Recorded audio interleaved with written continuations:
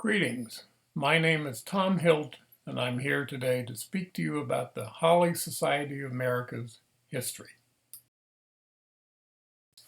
Under the leadership of Sue Hunter, Holly Society President, Rachel Cobb, the Society's webmaster and all things technical and media guru, and Carmen Gianforte, the Society's historian emeritus, a great start has been made in placing the Society's history on our website. Over the past year and a half, I also have had the great pleasure to work with Carmen Gianforte in scanning even more documents for the site.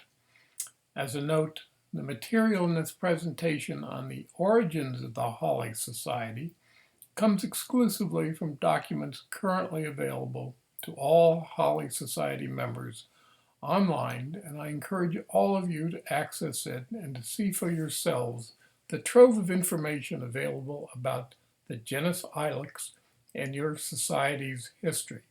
So, let's get into it and discover just how the Holly Society of America came to be.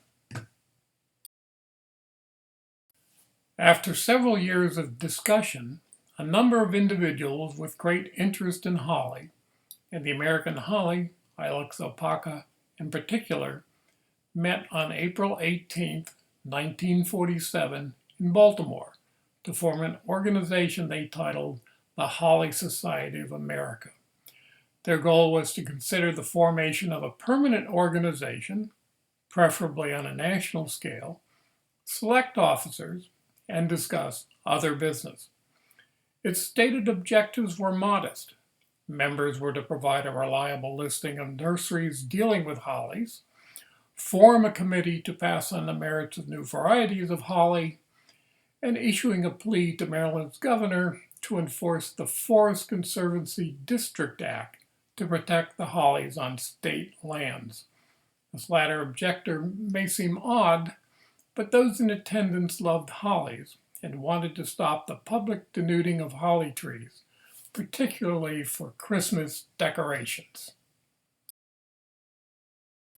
Probably the most important aspect of the April 18th meeting, however, was to name the first slate of officers to oversee the society. Chosen as president was Clarence R. Wolfe, president of the New Jersey Silica Sand Company, located in Millville, New Jersey. Wolfe was enamored of hollies, and what started as a hobby ultimately turned into what became known as the Wolfe Holly Orchard, an 11-acre holly plantation on his company's land, reportedly containing about 1,700 holly trees, many of which were transplanted from nearby woods. It is said that at Christmas time he would give customers strands of hollies for decorations, or often entire trees. Clarence Wolfe served as the Society's president for 12 years, stepping down in 1959. Named as secretary and treasurer were a Baltimore couple, Mr. and Mrs. Charles A. Young. As secretary, Charles Young was to serve on the Holly Society's board for many years, much of it in the combined role of secretary-treasurer. By workday, he was a park forester for the Baltimore City Bureau of Parks. The new treasurer was his wife, Charlotte Young. Her role as treasurer was relatively short, but she also served as a trustee and was very supportive of the Holly Society in her later years.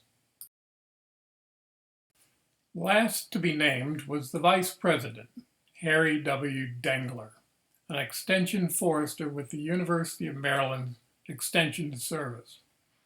It's a fair bet that most of us, even longtime members, couldn't name the Society's first president or secretary and treasurer for that matter. But I think for most of us, the name Harry Dengler rings a distant bell. We might not be able to say exactly where he fit in the society, but we know he was there somewhere. So, who exactly was Harry Dengler? Well, as noted before, we know he was an extension forester for the Maryland Extension Service. In addition to being the first vice president of the society, he also was to serve as a trustee and editor of the 1957 Handbook of Hollies. By all accounts, he was a man who loved hollies, and his lifetime passion was for the American holly, Ilex opaca. But for our history lesson, his most important role was as the chairman of the coordinating committee of the proposed Maryland Holly Society and the force behind the creation of the Holly Society of America. And so, to begin our story, we have to go back to February 7th, 1945, when Harry wrote a letter to many of his friends and acquaintances who also were passionate about hollies. As he noted, within the past few years, there has developed an ever-increasing evidence of the need for an organization of individuals who are interested in growing, marketing, conserving, or merely enjoying the beauty of our American holly trees. He went on to say that a group of such individuals were to meet at the University of Maryland on March 2nd, 1945, to prepare the groundwork for the Maryland Holly Society.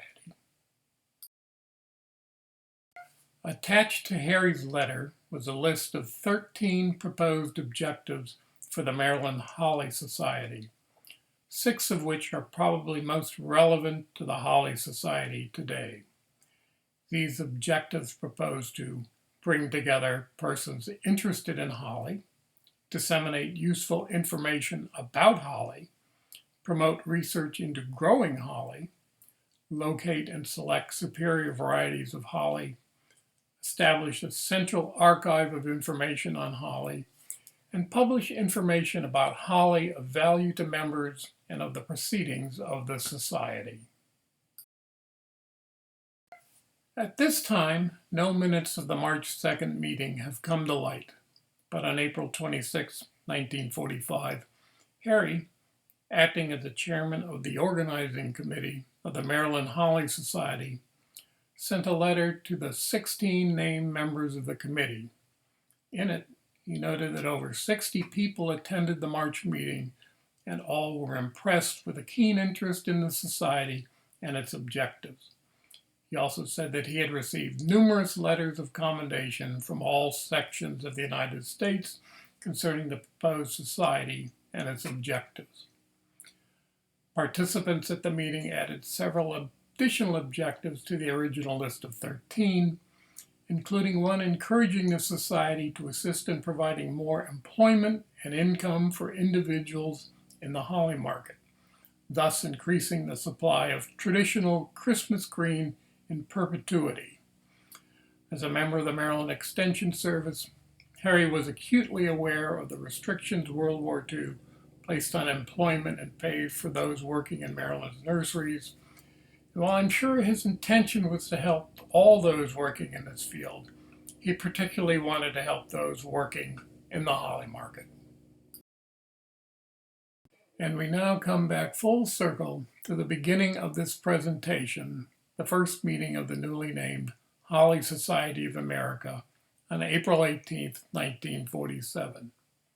But what happened in those 2 years since Harry Dengler proposed the Maryland Holly Society in April of 1945? Unfortunately, the archives draw a complete blank on the committee's communications in the interim, but we regain the thread with several letters Dengler sent in early 1947. In them, Harry noted he had been busy with his crusade to popularize the American holly, having given more than 20 speeches on holly, and we learned the organizing committee apparently met in Baltimore, probably in the spring of 1946, although no minutes of the meeting are available in the archives. And in a letter on March 5th, 1947, Dengler called for a meeting of the full committee in Baltimore on April 18th, which brings us back to this first meeting of the Holly Society of America. This essentially completes our story on how the Holly Society of America came to be and Harry Dengler's role in making it so. Following the April 1947 meeting, the first formal meeting of the Holly Society was held on November 14, 1947, in Brunswick, New Jersey, at Rutgers University's New Jersey Agricultural Experiment Station. Although documentation of this meeting is sparse, one of its more important decisions was to form 5 committees focusing on holly pests, diseases, soil, holly varieties, and holly arboretums. In various forms, these committees still exist today, and highlights 2 of the more prominent ones. The Committee of Holly Varieties carries on as a registration committee, which is the international registrar for the genus Ilex. And the Committee on Arboretums continues to officially recognize institutions that document their holly collections in line with Holly Society guidelines. The original Arboretum Committee also expected arboretums to test holly varieties in various geographical locations and conditions, a task today conducted by the Holly Society through the Research Committee and Test Holly program. As we approach the Society's 75th anniversary next year, it's important that we don't forget the people and events that brought us to this point.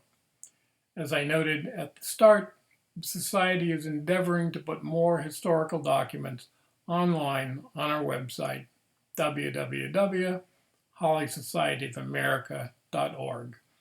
And I encourage all members to visit the site and its information on genus Ilex. On the home page, just click on the members only pages and it will take you to our expanded archives. On the members only pages, under the tab Archives, click on the articles list and you will have access to Holly Society journals, newsletters, articles, letters and miscellaneous items, and past meetings notes and proceedings. For members that may have historical documents, pictures, or artifacts that you believe will be of interest to the membership, please contact Rachel Cobb, the Society's webmaster, by clicking on Webmaster. Well, this concludes our history lesson for today. And as we approach the Holly Society's 75th anniversary, I hope you are able to appreciate the people and events of how the Society came to be 75 years ago. I thank you.